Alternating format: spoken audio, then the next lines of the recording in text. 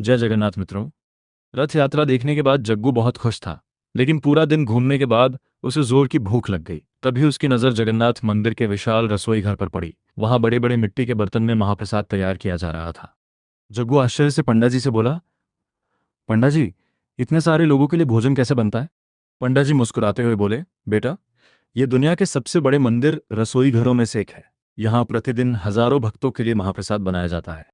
जग्गू ने देखा कि कई मिट्टी के बर्तन एक दूसरे के ऊपर रखे हुए थे और नीचे केवल एक ही आग जल रही थी।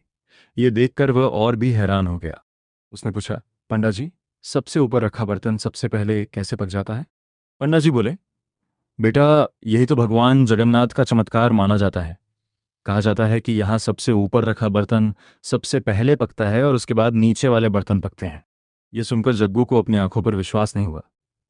कुछ समय बाद जग्गू ने महाप्रसाद ग्रहण किया। उसका स्वाद इतना अद्भुत था कि जग्गू को लगा जैसे वह केवल भोजन नहीं बल्कि भगवान जगन्नाथ का आशीर्वाद प्राप्त कर रहा हो। तभी पंडा जी ने कहा, जग्गू, महाप्रसाद हमें समानता का संदेश देता है। यहाँ राजा हो या गरीब, सभी एक साथ बैठकर भगवान का प्रसाद ग्रहण करते हैं।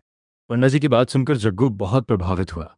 अब वह समझ चुका था कि महाप्रसाद केवल भोजन नहीं बल्कि प्रेम, सेवा और समानता का प्रतीक है। जग्गू ने हाथ जोड़कर भगवान जगन्नाथ को प्रणाम किया और मन ही मन कहा, प्रभु, आज मैंने आपके महाप्रसाद का अद्भुत चमत्कार देखा। जय जगन्नाथ।